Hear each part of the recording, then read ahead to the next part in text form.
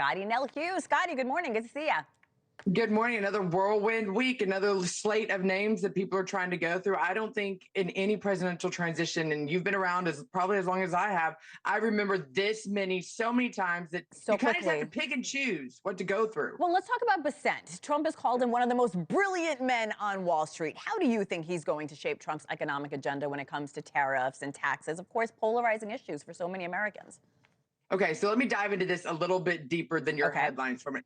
This was a very controversial office. In fact, this was probably the big one that a lot of people are holding out on just because the names that were up for consideration, because it really shows who's pulling Donald Trump's ear right now and who Donald Trump's listening to.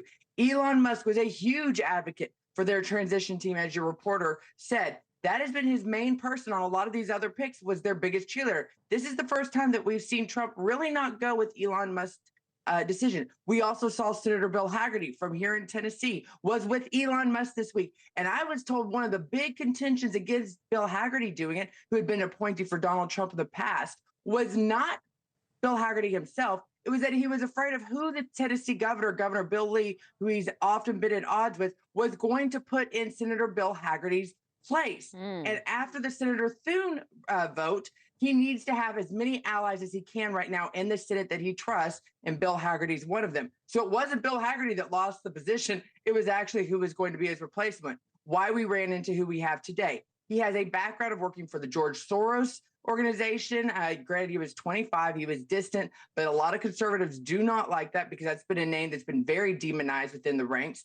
But recently, he has appeared often. Steve Bannon, this was who Steve Bannon was highly advocating. It's definitely a big part of Breitbart. He goes on there often, and they see the fact that he has an international geopolitical grasp better than what we would have probably seen Steve Lutnick having, which is who obviously Elon Musk wanted. And very vocal about what he wanted as well. So Trump has pledged to impose tariffs on imported goods. Bessent has signaled support for a more gradual approach to tariffs, Scottie, as you well know.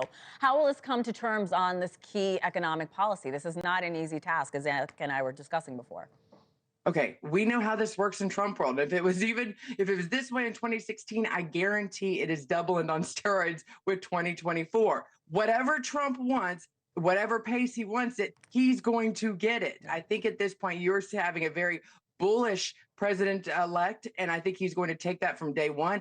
All of these cabinet picks understand this time who they're answering to. It's not the chief of staff, it's not an advisor, or it's not somebody that's a gatekeeper. There is no gatekeeper to Donald Trump's policies right now. It is going to come straight from Donald Trump, and if you do not implement his plans, he has already shown he has no problem in replacing you, and there's a lot of people already vying for the job, as we learned this week with Pam Bondi almost immediately nominated following Matt Gaetz' resignation. People do seem to be excited about Bondi, though, Scottie. I'm excited about her. I'll be honest with you, having the first female attorney general, that's exciting for women. Sure. It's a great mark.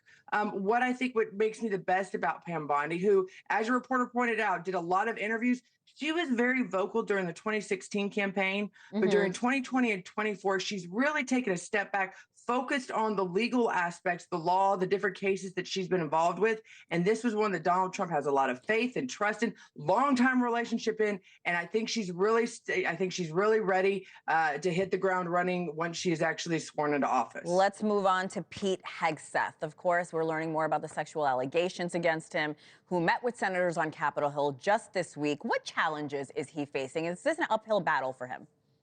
I think it's definitely, there's a lot of challenges right there. And once again, another face, often media face on a certain network. And I think that's something that obviously attracted Donald Trump. You know, Pete has done a lot for veterans. I think he needs to be commended for that. Pete's a neighbor, moved here to Tennessee just recently. So I get to see him at the grocery store and at different events around town. I think what Pete is going to have to address is obviously his personal life, which nobody wants to talk about their personal life. But when you're involved with the military and so many families involved, I think a lot of folks are going to look at how did he treat his family in the past, and will he have that same approach to their families who potentially could be serving this country in the future. All right. Thanks for watching. Go to joinnn.com to find NewsNation on your television provider. And don't forget to click the red subscribe button below to get more of NewsNation's fact-driven, unbiased coverage.